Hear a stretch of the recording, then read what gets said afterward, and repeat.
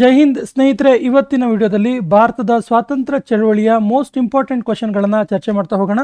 ಪ್ರತಿ ಪ್ರಶ್ನೆ ಕೂಡ ಇಂಪಾರ್ಟೆಂಟ್ ಆಗಿದೆ ಅಂತ ಹೇಳ್ತಾ, ಸ್ನೇಹಿತರೆ ನಮ್ಮ ಚಾನಲ್ನ ಮೊದಲ ಬಾರಿಗೆ ನೋಡ್ತಾ ಇದ್ರೆ ಸಬ್ಸ್ಕ್ರೈಬ್ ಮಾಡೋದನ್ನು ಮರಿಬೇಡಿ ಅಂತ ಹೇಳ್ತಾ ಇವತ್ತಿನ ಸೆಷನ್ ಸ್ಟಾರ್ಟ್ ಮಾಡ್ತಿದ್ದೀವಿ. ಮೊದಲ ಪ್ರಶ್ನೆ ಈ ರೀತಿ ಇದೆ. 1885ರಲ್ಲಿ ಭಾರತೀಯ ರಾಷ್ಟ್ರೀಯ ಕಾಂಗ್ರೆಸ್, ಇಂಡಿಯನ್ ನ್ಯಾಷನಲ್ ಕಾಂಗ್ರೆಸ್ಸನ್ನು ಸ್ಥಾಪನೆ ಮಾಡಿದವರು ಯಾರು? ಸರಿಯಾದ ಉತ್ತರ ಆಪ್ಷನ್ ಡಿ, ಎ.ಒ. ಹ್ಯೂಮ್. ಎ.ಒ. ಹ್ಯೂಮ್ ಅವರು 28 ಡಿಸೆಂಬರ್ 1885ರಲ್ಲಿ ಭಾರತೀಯ ರಾಷ್ಟ್ರೀಯ ಕಾಂಗ್ರೆಸ್ಸನ್ನು ಸ್ಥಾಪನೆ ಮಾಡ್ತಾರೆ. ಇದರ ಸಂಸ್ಥಾಪಕ ಸದಸ್ಯರು ಇಬ್ಬರು ಇರ್ತಾರೆ. ಸ್ನೇಹಿತರೆ ಇಂಪಾರ್ಟೆಂಟ್ ಇದೆ, ನೋಟ್ ಮಾಡ್ಕೊಳ್ಳಿ. ಸಂಸ್ಥಾಪಕ ಸದಸ್ಯರು. ಸೊ ಎ.ಒ. ಹ್ಯೂಮ್ ಒಬ್ಬರು ಬ್ರಿಟಿಷ್ ನಿವೃತ್ತ ಅಧಿಕಾರಿಯಾಗಿದ್ದರು. ಸಂಸ್ಥಾಪಕ ಸದಸ್ಯರಿಬ್ಬರು ಇದ್ದರು, ಅವರಿಬ್ಬರು ಕೂಡ ಭಾರತೀಯರೇ ಆಗಿರ್ತಾರೆ. ಅವ್ರ ಹೆಸರನ್ನ ನೋಡಿ, ದಾದಾಬಾಯಿ ನವರೋಜಿ ಮತ್ತು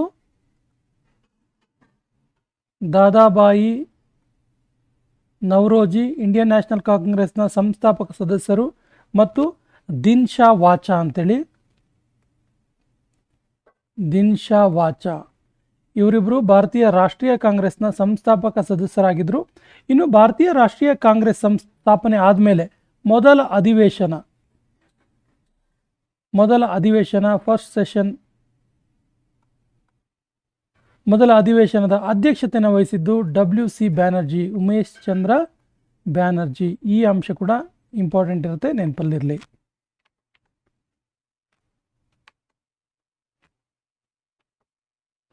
ಸಾವಿರದ 1905ರಲ್ಲಿ ಬಂಗಾಳದ ವಿಭಜನೆಯನ್ನು ಮಾಡಿದವರು ಯಾರು? 1905ರಲ್ಲಿ ಬಂಗಾಳದ ವಿಭಜನೆಯನ್ನು ಮಾಡಿದವರು ಯಾರು? ಸರಿಯಾದ ಉತ್ತರ lord Curzon. Option B is the right answer.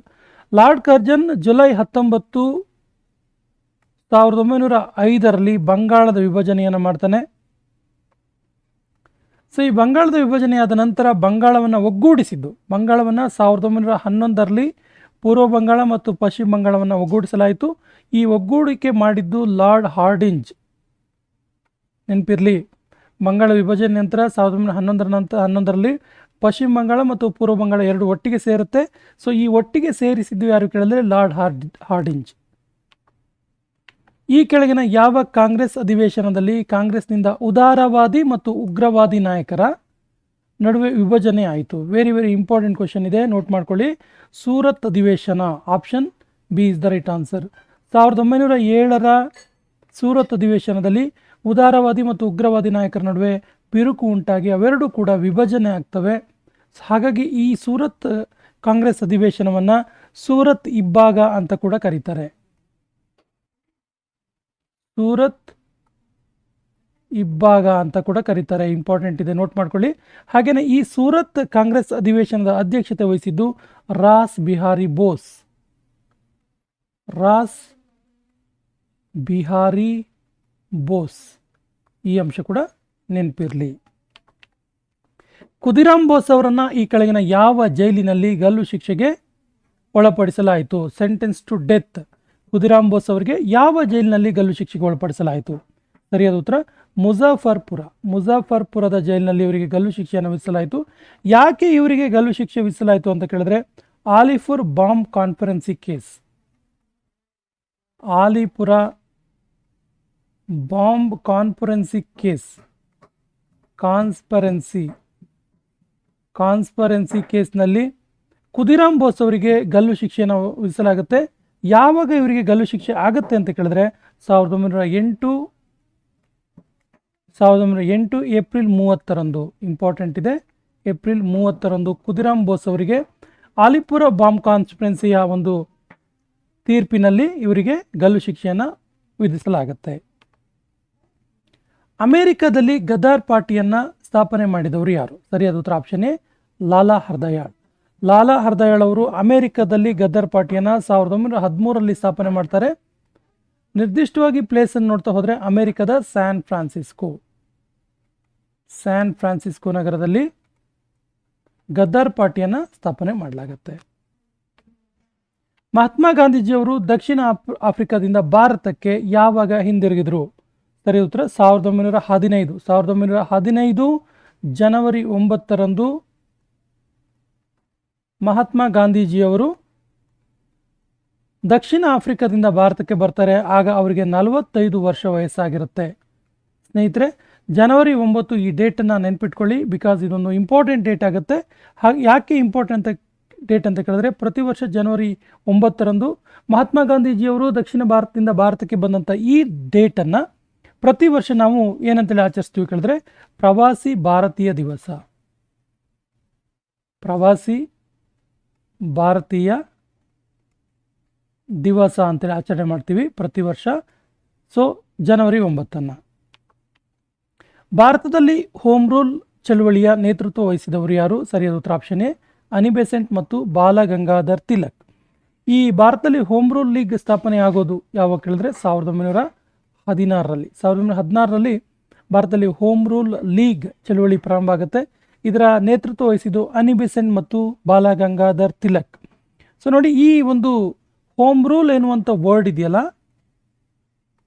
Home rule ಎನ್ನುವಂತಹ ಪದ ಇದೆಯಲ್ಲ, ಇದನ್ನು ಎಲ್ಲಿಂದ ತೆಗೆದುಕೊಂಡದ್ದು ಕೇಳಿದ್ರೆ ಐರ್ಲೆಂಡ್ ದೇಶದಿಂದ. ಐರ್ಲೆಂಡ್ ದೇಶದಿಂದ ನೋಟ್ ಮಾಡ್ಕೊಳ್ಳಿ. ನೆಕ್ಸ್ಟ್ ಕ್ವಶನ್, ಮಹಾತ್ಮ ಗಾಂಧೀಜಿಯವರು ಭಾರತದಿಂದ 1917ರಲ್ಲಿ ಸತ್ಯಾಗ್ರಹ, ಭಾರತದಲ್ಲಿ 1917ನಲ್ಲಿ ಸತ್ಯಾಗ್ರಹ ಮಾಡಿದ ಸ್ಥಳ ಯಾವುದು? ಸರಿಯಾದ ಉತ್ತರ Champaran Satyagraha. Option C is the right answer. Champaran Satyagraha Mahatma Gandhiji ಭಾರತದಲ್ಲಿ ಮಾಡಿದಂತಹ ಮೊದಲ ಸತ್ಯಾಗ್ರಹವಾಗಿದೆ. ಇಂಪಾರ್ಟೆಂಟ್ ಅಂಶ, ಮೊದಲ ಸತ್ಯಾಗ್ರಹ ಇದು. ಸೊ ಚಂಪಾರಣ್ ಸತ್ಯಾಗ್ರಹ.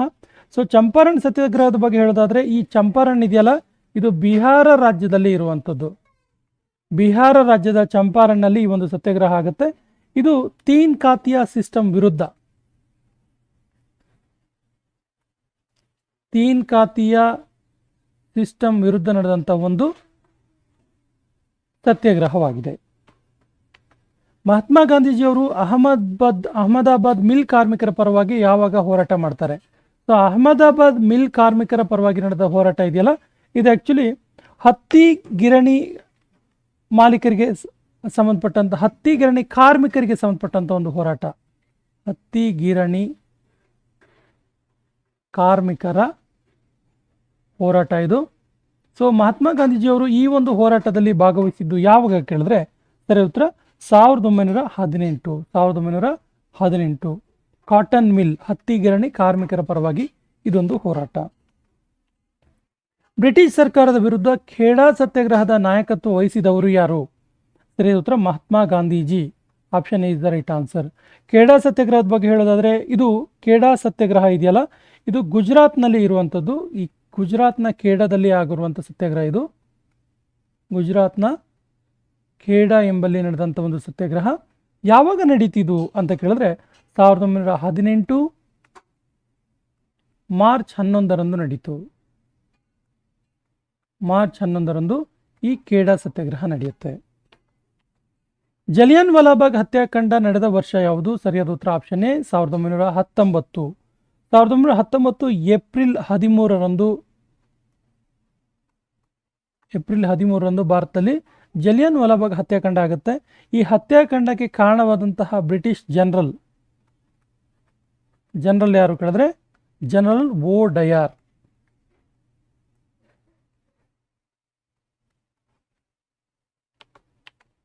ಖಿಲಾಫತ್ ಚಳುವಳಿಯ ನಾಯಕತ್ವ ವಹಿಸಿದವರು ಯಾರು? ಸರಿಯಾದ ಉತ್ತರ ಆಪ್ಷನ್ ಎ ಅಲಿ ಸಹೋದರರು.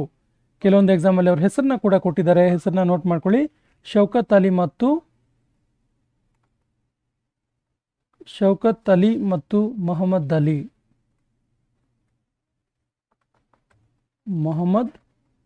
ಅಲಿ ಇವರಿಬ್ಬರು ಖಿಲಾಫತ್ ಚಳುವಳಿಯ ನಾಯಕತ್ವ ವಹಿಸ್ತಾರೆ. ಖಿಲಾಫತ್ ಚಳುವಳಿ ಭಾರತದಲ್ಲಿ 1919ರಿಂದ 1922ರವರೆಗೆ ಇರುತ್ತೆ. ಅಸಹಕಾರ ಚಳುವಳಿಯನ್ನು ಪ್ರಾರಂಭ ಮಾಡಿದವರು ಯಾರು? ಅಸಹಕಾರ ಚಳುವಳಿ ಪ್ರಾರಂಭ ಮಾಡಿದ್ದು ಮಹಾತ್ಮ ಗಾಂಧೀಜಿಯವರು. Option A is the right answer. 1920 August 1ರಂದು ಮಹಾತ್ಮ ಗಾಂಧೀಜಿಯವರು ಅಸಹಕಾರ ಚಳುವಳಿಯನ್ನು ಪ್ರಾರಂಭ ಮಾಡ್ತಾರೆ. ಸೊ ಅಸಹಕಾರ ಚಳುವಳಿ 1922ರಲ್ಲಿ ಸ್ಥಗಿತವಾಗುತ್ತೆ. 22ರಲ್ಲಿ ಅದನ್ನು ಮುಗಿಸ್ತಾರೆ, ಅದು ನಿಲ್ಲಿಸ್ತಾರೆ. ಸೊ ಅಸಹಕಾರಿ ಚಳುವಳಿ ನಿಲ್ಲಿಸೋಕ್ಕೆ ಕಾರಣವಾದ ಘಟನೆ ಯಾವುದು ಕೇಳಿದ್ರೆ ಚೌರಿ ಚೌರಾ ಘಟನೆ.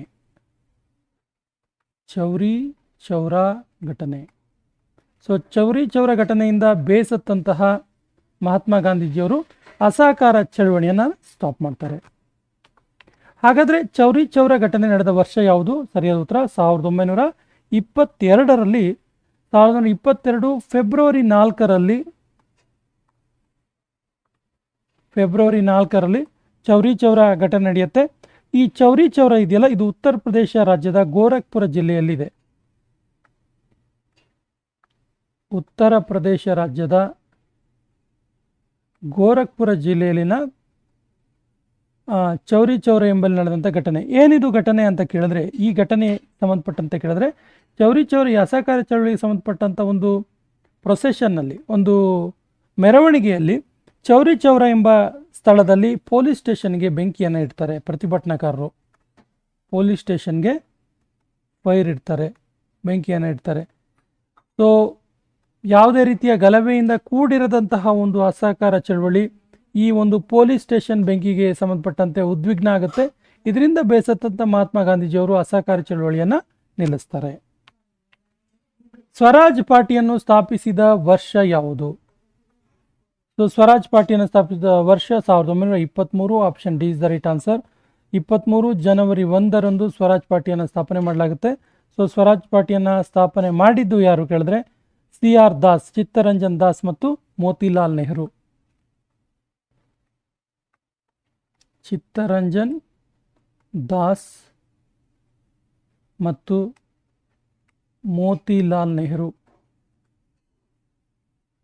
ನೋಡಿ, ಸ್ವರಾಜ್ ಪಾರ್ಟಿ ಬಗ್ಗೆ ಒನ್ ಆಫ್ ದ ಇಂಪಾರ್ಟೆಂಟ್ ಅಂಶ ಇದೆ. ಏನು ಕೇಳಿದ್ರೆ, ಸ್ವರಾಜ್ ಪಾರ್ಟಿ ಭಾರತ ಸ್ವಾತಂತ್ರ್ಯ ಇತಿಹಾಸದಲ್ಲಿ ಮೊಟ್ಟ ಮೊದಲಿಗೆ ಒಂದು ಅಂಶವನ್ನು ಬೇಡಿಕೆ ಇಡುತ್ತೆ. ಆ ಬೇಡಿಕೆ ಏನು ಅಂತ ಕೇಳಿದ್ರೆ, ಸಂವಿಧಾನಕ್ಕೆ ಇಟ್ಟಿರುವಂಥ ಬೇಡಿಕೆ. ಭಾರತಕ್ಕೆ ತನ್ನದೇ ಆದ ಸಂವಿಧಾನ ಇರಬೇಕು ಅಂತೇಳಿ ಬೇಡಿಕೆಯನ್ನು ಸಲ್ಲಿಸಿದ್ದು ಮೊಟ್ಟ ಮೊದಲಿಗೆ ಯಾವುದು ಕೇಳಿದ್ರೆ ಇದೇ ಸ್ವರಾಜ್ ಪಾರ್ಟಿ. ಸೈಮನ್ ಕಮಿಷನ್ ಭಾರತಕ್ಕೆ ಬಂದ ವರ್ಷ ಯಾವುದು? ಸರಿಯಾದ ಉತ್ತರ 1928. 1928 ಫೆಬ್ರವರಿ 3ರಂದು ಭಾರತಕ್ಕೆ ಸೈಮನ್ ಕಮಿಷನ್ ಬರುತ್ತೆ. ಸೊ ಬ್ರಿಟಿಷ್ ಗೌರ್ಮೆಂಟ್ ಆ್ಯಕ್ಟ್ 1927 ಮೂಲಕ ಇದು ನೇಮಕ ಆಗಿತ್ತು. ಬ್ರಿಟಿಷ್ ಸರ್ಕಾರ ಕಾಯ್ದೆ 1927ರ ಪ್ರಕಾರ ಸೈಮನ್ ಕಮಿಷನ್ ನೇಮಕ ಆಗುತ್ತೆ ಮತ್ತು ಭಾರತಕ್ಕೆ 1928 ಫೆಬ್ರವರಿ 3ರಲ್ಲಿ ಈ ಕಮಿಷನ್ ಭಾರತಕ್ಕೆ ಬರುತ್ತೆ. ಮಹಾತ್ಮ ಗಾಂಧೀಜಿಯವರು ದಂಡಿ ಸತ್ಯಾಗ್ರಹ ಎಲ್ಲಿಂದ ಪ್ರಾರಂಭ ಮಾಡಿದರು? ಸರಿಯಾದ ಉತ್ತರ, ಅವರ ಸಬರಮತಿ ಆಶ್ರಮದಿಂದ ಮಹಾತ್ಮ ಗಾಂಧೀಜಿಯವರು ತಮ್ಮ 78 ಜನ ಹಿಂಬಾಲಕರನ್ನು ಕೂಡಿಕೊಂಡು ದಂಡಿ ಸತ್ಯಾಗ್ರಹವನ್ನು ಪ್ರಾರಂಭ ಮಾಡ್ತಾರೆ. ದಂಡಿ ಸತ್ಯಾಗ್ರಹದ ದೂರ ಎಷ್ಟಿತ್ತು ಕೇಳಿದ್ರೆ 390 ಕಿಲೋಮೀಟರ್. ದಂಡಿ ಸತ್ಯಾಗ್ರಹದ ದೂರ ಇತ್ತಲ್ಲ, ಇದು 390 ಕಿಲೋಮೀಟರ್ನ ಒಂದು ಪಾದಯಾತ್ರೆ ಆಗಿದೆ. ಇದು 78 ಜನರ ಜೊತೆಗೆ 1930 ಮಾರ್ಚ್ 12ರಂದು ಮಹಾತ್ಮ ಗಾಂಧೀಜಿಯವರು ಈ ಒಂದು ಸತ್ಯಾಗ್ರಹವನ್ನು, ದಂಡಿ ಮಾರ್ಚ್ ಅಂತ ಕರಿತೀವಲ್ಲ, ದಂಡಿ ಸತ್ಯಾಗ್ರಹವನ್ನು ಪ್ರಾರಂಭ ಮಾಡ್ತಾರೆ. ಮೊದಲ ದುಂಡು ಮೇಜಿನ ಪರಿಷತ್ತು ನಡೆದ ವರ್ಷ ಯಾವುದು? ಸರಿಯಾದ ಉತ್ತರ 1930. 1930 ನವೆಂಬರ್ 12ರಂದು ಮೊದಲ ದುಂಡು ಮೇಜಿನ ಪರಿಷತ್ತು ನಡೆಯುತ್ತೆ. ಸೊ ಮೊದಲ ದುಂಡು ಮೇಜಿನ ಪರಿಷತ್ತು ನಡೆದಾಗ ಭಾರತದ ವೈಸ್ರಾಯ್ ಯಾರು ಅಂತೇಳಿ ತುಂಬ ಸರಿ ಕೇಳಿದ್ದಾರೆ. ಭಾರತದಲ್ಲಿದ್ದಂಥ ವೈಸ್ರಾಯ್ ಯಾರು ಅಂತೇಳಿ. ಸರಿಯಾದ ಉತ್ತರ ಲಾರ್ಡ್ ಇರ್ವಿನ್. ಭಾರತದಲ್ಲಿ ಆಗ ಲಾರ್ಡ್ ಇರ್ವಿನ್ ವೈಸ್ರಾಯ್ ಆಗಿ ಕಾರ್ಯನಿರ್ವಹಿಸ್ತಾರೆ. ಸೊ ಇದರಲ್ಲಿ ಮೊದಲ ದುಂಡು ಮೇಜಿನ ಪರಿಷತ್ತಲ್ಲಿ 74 ಜನ ಭಾರತದಿಂದ ಭಾಗಿಯಾಗಿರ್ತಾರೆ. ಸೊ ಮೊದಲ ದುಂಡು ಮೇಜಿನ ಪರಿಷತ್ತಿನ ಬಗ್ಗೆ ಒಂದು ಇಂಪಾರ್ಟೆಂಟ್ ಅಂಶ ಇದೆ. ಏನು ಕೇಳಿದ್ರೆ, ಮೊದಲ ದುಂಡು ಮೇಜಿನ ಪರಿಷತ್ತಲ್ಲಿ ಕಾಂಗ್ರೆಸ್ ಭಾಗಿಯಾಗಿರಲಿಲ್ಲ. ಭಾರತೀಯ ಕಾಂಗ್ರೆಸ್ ಭಾಗಿಯಾಗಿರಲಿಲ್ಲ. ಭಾರತೀಯ ಕಾಂಗ್ರೆಸ್ನ ಯಾವುದೇ ಪ್ರತಿನಿಧಿಗಳು ಫಸ್ಟ್ ರೌಂಡ್ ಟೇಬಲ್ ಕಾನ್ಫರೆನ್ಸಲ್ಲಿ ಭಾಗಿಯಾಗಿರಲಿಲ್ಲ. ಎರಡನೇ ದುಂಡು ಮೇಜಿನ ಪರಿಷತ್ತಿನಲ್ಲಿ ಕಾಂಗ್ರೆಸ್ಸನ್ನು ಪ್ರತಿನಿಧಿಸಿದವರು ಯಾರು? ಸೊ ಸೆಕೆಂಡ್ ರೌಂಡ್ ಟೇಬಲ್ ಕಾನ್ಫರೆನ್ಸಲ್ಲಿ ಕಾಂಗ್ರೆಸ್, ಇಂಡಿಯನ್ ನ್ಯಾಷನಲ್ ಕಾಂಗ್ರೆಸ್ ಭಾಗಿಯಾಗುತ್ತೆ. ಹಾಗಾದರೆ ಆಗ ಭಾರತೀಯ ಕಾಂಗ್ರೆಸ್ಸನ್ನು ಪ್ರತಿನಿಧಿಸಿದವರು ಯಾರು ಕೇಳಿದ್ರೆ Mahatma Gandhiji. Option B is the right answer. So ಎರಡನೇ ದುಂಡು ಮೇಜಿನ ಪರಿಷತ್ ಇದೆಯಲ್ಲ, ಇದು 1931 ಸೆಪ್ಟೆಂಬರ್ 7ರಂದು ಇದು ಪ್ರಾರಂಭ ಆಗುತ್ತೆ. ಇನ್ನೊಂದು ಪ್ರಮುಖ ಅಂಶ ಇದೆ. ಎರಡನೇ ದುಂಡು ಮೇಜಿನ ಪರಿಷತ್ತಲ್ಲಿ ಭಾರತದಿಂದ ಭಾಗಿಯಾದಂಥ ಮಹಿಳಾ ಪ್ರತಿನಿಧಿ ಯಾರು ಅಂತ ಕೇಳ್ತಾರೆ. ಮಹಿಳಾ ಪ್ರತಿನಿಧಿ ಗೊತ್ತಿರಲಿ ನಿಮಗೆ, ಸರೋಜಿನಿ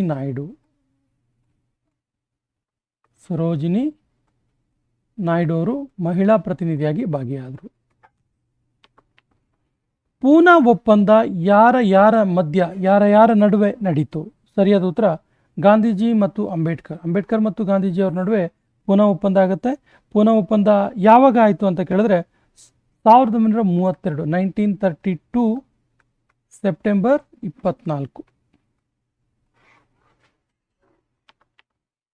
ಮೂರನೇ ದುಂಡು ಮೇಜಿನ ಪರಿಷತ್ತು ಯಾವ ವರ್ಷ ನಡೀತು?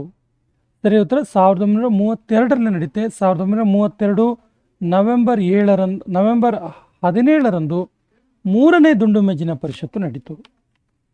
ಈ ಕೆಳಗಿನ ಯಾವ ವರ್ಷದಲ್ಲಿ ಮುಸ್ಲಿಂ ಲೀಗ್ ಮೊಟ್ಟ ಮೊದಲ ಬಾರಿಗೆ ಪಾಕಿಸ್ತಾನದ ಬೇಡಿಕೆಯನ್ನು ಪ್ರಸ್ತಾಪನೆ ಮಾಡುತ್ತೆ? ಸರಿಯಾದ ಉತ್ತರ 1940. 1940ರ ಲಾಹೋರ್ ಕಾಂಗ್ರೆಸ್ ಅಧಿವೇಶನದಲ್ಲಿ ಮುಸ್ಲಿಂ ಲೀಗ್ ಮೊಟ್ಟ ಮೊದಲ ಬಾರಿಗೆ ಪಾಕಿಸ್ತಾನ ಪ್ರಸ್ತಾವನೆಯನ್ನು ಮುಂದಿಡುತ್ತೆ. ಸೊ ಈ ಪಾಕಿಸ್ತಾನ ಪ್ರಸ್ತಾವನೆಯನ್ನು ಮುಂದಿಟ್ಟಂಥ ಈ ಒಂದು ಇದಕ್ಕೆ ಪಾಕ್ ರೆಸಲ್ಯೂಷನ್ ಅಥವಾ ಲಾಹೋರ್ ರೆಸಲ್ಯೂಷನ್ ಅಂತ ಕೂಡ ಕರೀತಾರೆ.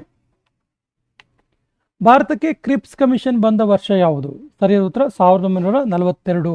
Option B is the right answer. Creeps commission ಬಗ್ಗೆ ತುಂಬ ಸರಿ ಕೇಳಿರುವ ಒಂದು ಪ್ರಶ್ನೆ ಇದೆ. ಏನು ಕೇಳಿದ್ರೆ, ಮಹಾತ್ಮ ಗಾಂಧೀಜಿಯವರು ಈ ಕ್ರಿಪ್ಸ್ ಕಮಿಷನನ್ನು ಒಂದು ಸ್ಟೇಟ್ಮೆಂಟ್ ಮಾಡ್ತಾರೆ. ಏನು ಸ್ಟೇಟ್ಮೆಂಟ್ ಕೇಳಿದ್ರೆ, ಇದು ಪೋಸ್ಟ್ ಡೇಟೆಡ್ ಚೆಕ್ ಅಂತ ಕರೀತಾರೆ. ಇದು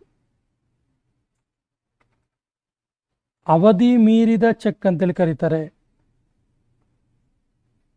ಪೋಸ್ಟ್ ಡೇಟೆಡ್ ಚೆಕ್ ಅಂತೇಳಿ ಕರೀತಾರೆ. ಮಹಾತ್ಮ ಗಾಂಧೀಜಿಯವರು ಕೇಳ್ತಾರೆ ಎಕ್ಸಾಮಲ್ಲಿ, ಮಹಾತ್ಮ ಗಾಂಧೀಜಿಯವರು ಯಾವ ಒಂದು ಕಮಿಷನನ್ನು ಪೋಸ್ಟ್ ಡೇಟೆಡ್ ಚೆಕ್ ಅಂತ ಕರೆದ್ರು ಅಂತ ಕೇಳಿದ್ರೆ ಕ್ರಿಪ್ಸ್ ಕಮಿಷನ್ ಅಂತ ಗೊತ್ತಿರಲಿ. 1942ರ ಬಾಂಬೆ ಕಾಂಗ್ರೆಸ್ ಅಧಿವೇಶನದಲ್ಲಿ ಕ್ವಿಟ್ ಇಂಡಿಯಾ ಪ್ರಸ್ತಾವನೆಗೆ ಸಹಿ ಹಾಕಿದವರು ಯಾರು? ಸರಿಯಾದ ಉತ್ತರ Jawaharlal Nehru. Option is the right answer. Actually quit India ಪ್ರಸ್ತಾವನೆ ಬ್ರಿಟಿಷರೇ ಭಾರತ ಬಿಟ್ಟು ತೊಲಗಿ ಪ್ರಸ್ತಾವನೆ ನೆನಪು ಮಾಡಿಕೊಂಡಾಗ ನಮಗೆ ಗಾಂಧೀಜಿಯವರು ನೆನಪಾಗ್ತಾರೆ. ಯಾಕಂದರೆ ಈ ಒಂದು ಬಿಲ್ಲನ್ನು ಪಾಸ್ ಮಾಡಿದ್ದು ಗಾಂಧೀಜಿ, ಪ್ರಪೋಸ್ ಮಾಡಿದ್ದು ನೆಹರು, ಗಾಂಧೀಜಿ ಈ ಒಂದು ಬಿಲ್ಲನ್ನು ಪಾಸ್ ಮಾಡ್ತಾರೆ. ಕ್ವಿಟ್ ಇಂಡಿಯಾ ಚಳವಳಿಯ ಸಂದರ್ಭದಲ್ಲಿ ಗಾಂಧೀಜಿಯವರನ್ನು ಅರೆಸ್ಟ್ ಮಾಡಿ ಯಾವ ಜೈಲಿನಲ್ಲಿ ಇಡಲಾಯಿತು? ಸರಿ ಉತ್ತರ ಪೂನಾದ ಜೈಲಿನಲ್ಲಿ ಇಡಲಾಯಿತು. ಕ್ವಿಟ್ ಇಂಡಿಯಾ ಟೈಮಲ್ಲಿ ಗಾಂಧೀಜಿ ಈ ಕ್ವಿಟ್ ಇಂಡಿಯಾ ಸಂದರ್ಭದಲ್ಲಿ ಒಂದು ಘೋಷಣೆಯನ್ನು ಕೊಡ್ತಾರೆ. ಅದರ ಹೆಸರು ಡೂ ಆರ್ ಡೈ, ಮಾಡು ಇಲ್ಲವೇ ಮಡಿ ಘೋಷಣೆ. ಮಹಾತ್ಮ ಗಾಂಧೀಜಿಯವರು ಯಾವ ಚಳವಳಿಯ ಸಂದರ್ಭದಲ್ಲಿ ಕೊಟ್ಟರು ಕೇಳಿದ್ರೆ ಕ್ವಿಟ್ ಇಂಡಿಯಾ ಚಳವಳಿ ನೆನಪಿರಲಿ. ಆಗಸ್ಟ್ ಆಂದೋಲನದ ಸಂದರ್ಭದಲ್ಲಿ ಬ್ರಿಟಿಷರು ಈ ಕೆಳಗಿನ ಯಾವ ಆಪರೇಷನ್ ಅನ್ನು ಪ್ರಾರಂಭಿಸಿದರು? ಸರಿಯಾದ ಉತ್ತರ option D, operation 0 hour. Simla ಸಮ್ಮೇಳನವನ್ನು ಯಾವ ವರ್ಷದಲ್ಲಿ ಆಯೋಜನೆ ಮಾಡಲಾಯಿತು? ಸರಿಯಾದ ಉತ್ತರ 1945. Option C is the right answer. So ಭಾರತೀಯ ಪ್ರತಿನಿಧಿಗಳು ಮತ್ತು ಲಾರ್ಡ್ ವೇವೆಲ್ ನಡುವೆ ನಡೆದಂಥ ಒಂದು ಮೀಟಿಂಗ್ ಇದು. ಭಾರತೀಯ 22 ಜನ ಪ್ರತಿನಿಧಿಗಳು ಭಾಗಿಯಾಗಿದ್ದರು. ಭಾರತೀಯ 25 ಜನ ಮತ್ತು ಲಾರ್ಡ್ ವೇವೆಲ್ ನಡುವೆ ನಡೆದಂಥ ಒಂದು ಸಮ್ಮೇಳನ ಇದು ಸಿಮ್ಲಾ ಸಮ್ಮೇಳನ. ಕ್ಯಾಬಿನೆಟ್ ಮಿಷನ್ ಪ್ಲಾನ್ ಅನ್ನು ಯಾವ ವರ್ಷದಲ್ಲಿ ಪ್ರಾರಂಭಿಸಲಾಯಿತು ಅಥವಾ ಯಾವ ವಿಷಯದಲ್ಲಿ ಶುರು ಮಾಡಲಾಯಿತು ಅಂತೇಳಿ? ಸರಿ ಉತ್ತರ 1946 ಕ್ಯಾಬಿನೆಟ್ ಮಿಷನ್ ಪ್ಲಾನ್. ಸೊ ಏನಿದು ಕ್ಯಾಬಿನೆಟ್ ಮಿಷನ್ ಪ್ಲಾನ್ ಅಂದರೆ ಭಾರತದ ಸಂವಿಧಾನ ರಚನೆಯ ರೂಪುರೇಷೆಯ ಬಗ್ಗೆ ಚರ್ಚೆ ಮಾಡುವಂಥ ಒಂದು ಪ್ಲಾನ್ ಆಗಿದೆ. ಇದು ಸಂವಿಧಾನ ಹೇಗಿರಬೇಕು, ಸಂವಿಧಾನ ರಚನೆ ಹೇಗಿರಬೇಕು ಎಂಬುದರ ಬಗ್ಗೆ ಮಾಡಲಾದಂಥ ಒಂದು ಮಿಷನ್ ಪ್ಲಾನ್ ಇದು ಕ್ಯಾಬಿನೆಟ್ ಮಿಷನ್ ಪ್ಲಾನ್. ಭಾರತ ಮತ್ತು ಪಾಕಿಸ್ತಾನ ಎರಡು ವಿಭಜನೆಯಾದ ಆ್ಯಕ್ಟ್ ಯಾವುದು? ನೋಡಿ, ಭಾರತ ವಿಭಜನೆ ಕಾಯ್ದೆ ಆಗಲಿ ಭಾರತ ಪಾಕಿಸ್ತಾನ ವಿಭಜನೆ ಕಾಯ್ದೆ ಆಗಲಿ ಅಲ್ಲ, ಭಾರತ ಸರ್ಕಾರ ಕಾಯ್ದೆ 1947, ಭಾರತ ಸರ್ಕಾರ ಕಾಯ್ದೆ 1947ರ ಪ್ರಕಾರ ಭಾರತ ಮತ್ತು ಪಾಕಿಸ್ತಾನ ವಿಭಜನೆ ಆಗುತ್ತೆ. ಭಾರತ ಮತ್ತು ಪಾಕಿಸ್ತಾನ ವಿಭಜನೆ ಬಗ್ಗೆ ಒಂದು ಇಂಪಾರ್ಟೆಂಟ್ ಅಂಶ ಇದೆ. ಏನು ಕೇಳಿದ್ರೆ, ಭಾರತ ಮತ್ತು ಪಾಕಿಸ್ತಾನ ನಡುವಿನ ಗಡಿರೇಖೆಯನ್ನು ಗುರುತಿಸಿದ್ದು ಸಿರಿಲ್ ರ್ಯಾಡ್ ಕ್ಲಿಪ್ ಎನ್ನುವಂತಹ ಬ್ರಿಟಿಷ್ ಅಧಿಕಾರಿ. ಹಾಗಾಗಿ ಇವತ್ತು ಕೂಡ ಭಾರತ ಮತ್ತು ಪಾಕಿಸ್ತಾನದ ನಡುವಿನ ಗಡಿರೇಖೆಯನ್ನು ರ್ಯಾಡ್ ಕ್ಲಿಪ್ ಲೈನ್ ಅಂತಲೇ ಕರಿತೀವಿ. ಆಜಾದ್ ಹಿಂದ್ ಫೌಜ್ ಇದರ ಸ್ಥಾಪಕರು ಯಾರು? ಕೊನೆಯ ಪ್ರಶ್ನೆ ಈ ರೀತಿ ಇದೆ, ಆಜಾದ್ ಹಿಂದ್ ಫೌಜ್ ಇದರ ಸ್ಥಾಪಕರು ಯಾರು? ಆಪ್ಷನ್ಸ್ ಈ ರೀತಿ ಇದೆ, ಲಾಲಾ ಲಜಪತ್ ರಾಯ್, ಬಾಲಗಂಗಾಧರ ತಿಲಕ್, ಸುರೇಂದ್ರನಾಥ್ ಬ್ಯಾನರ್ಜಿ, ಸುಭಾಷ್ ಚಂದ್ರ ಬೋಸ್. ಸರಿಯಾದ ಉತ್ತರವನ್ನು ಕಮೆಂಟ್ ಬಾಕ್ಸಲ್ಲಿ ಕಮೆಂಟ್ ಮಾಡಿ ಮತ್ತು ನಮ್ಮ ಚಾನಲ್ ಫಸ್ಟ್ ಟೈಮ್ ನೋಡ್ತಾ ಇದ್ದರೆ ಸಬ್ಸ್ಕ್ರೈಬ್ ಮಾಡೋಕ್ಕೆ ಮರಿಬೇಡಿ ಅಂತ ಹೇಳ್ತಾ ಇವತ್ತಿನ ಸೆಷನ್ ಕಂಪ್ಲೀಟ್ ಮಾಡ್ತಾ ಇದ್ದೀವಿ. ಜೈ ಹಿಂದ್.